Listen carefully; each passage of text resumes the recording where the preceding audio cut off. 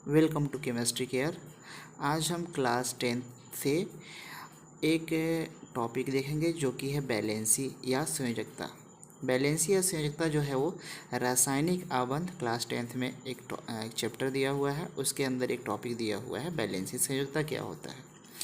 तो संयोजकता होता क्या है, कोई भी एलिमेंट अक्रिय गैस विन्यास प्राप्त करने के लिए, ठीक है, या इनर्ट गैस इलेक्ट्रॉनिक कॉन्फ़िगरेशन प्राप्त करने के लिए जितना भी इलेक्ट्रॉन को त्याग करता है या जितना इलेक्ट्रॉन ग्रहण करता है वह उसकी संयोजकता या बैलेंसी कहलाती है।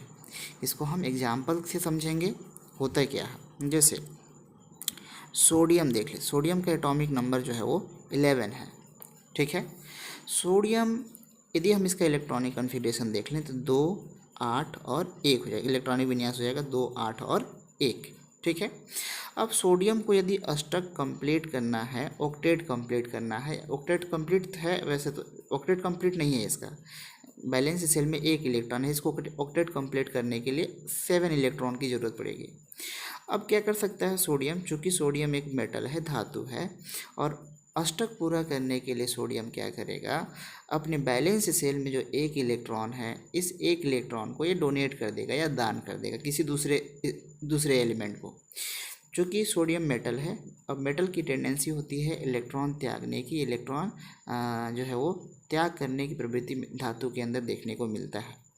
तो अक्रिय गैस विन्यास प्राप्त करने के लिए सोडियम इस बैलेंस सेल से 1 इलेक्ट्रॉन त्याग कर लेता है। जैसे त्याग करेगा तो क्या हो जाएगा, electronic configuration, atomic number same रहेगा, ये 2, 8 हो जाएगा, और सोडियम के ऊपर एक पॉजिटिव चार्ज जो है वो जनरेट हो जाएगा। तो इस प्रकार से आप देख रहे हैं सोडियम जो है वो इनर्ट गैस इलेक्ट्रॉनिक कॉन्फ़िगरेशन जो है वो गेन कर लिया। कुछ उसी तरह से हम बात कर लें क्लोरीन की। क्लोरीन की एटॉमिक नंबर 17 होता है, इलेक्ट्रॉनिक कॉन्फ़िगरेशन 2, 8 और 7 होता है, ठीक है।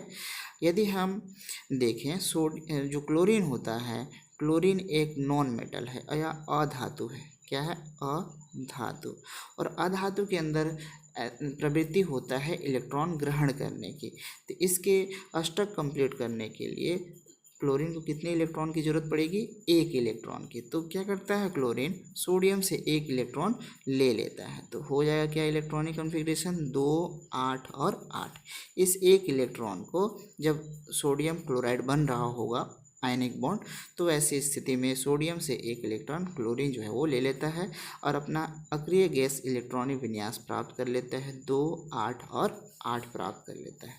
तो इस प्रकार की इलेक्ट्रॉनिक कॉन्फ़िगरेशन हम क्लोरीन का देखते हैं, ठीक है।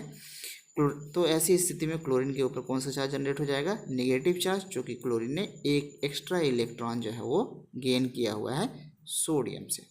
तो इस प्रकार से हम बैलेंसी को समझ पाते हैं।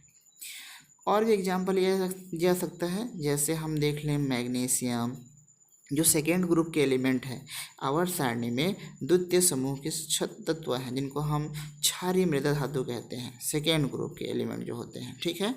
वो उनके अंदर 2 इलेक्ट्रॉन त्यागने की प्रवृत्ति देखने को मिलता है। कितने इलेक्ट्रॉन त्यागने की प्रवृत्ति? 2 इलेक्ट्रॉन त्यागने की प्रवृत्ति मैग्नीशियम के अंदर देखने को मिलता है, या हम बोल सकते हैं सेकेंड ग्रुप के जो एलिमेंट होते हैं, द्वितीय समूह के जो तत्व होते हैं, उनके अंदर ऐसी प्रवृत्ति देखने को मिलता है। द्वितीय समूह में आपका क्या आता है? बेरिलियम, मैग्नीशियम, कैल्शियम, स्ट्रोंशियम और क्या आता है? बेरियम आता है, ठीक है। ये क्षारीय मृदा धातु हो गया। और क्षारीय धातु में आ जाएगा आपका lithium, sodium, potassium, rubidium, caesium, ठीक है। ये सीजियम तक आते हैं, ठीक है।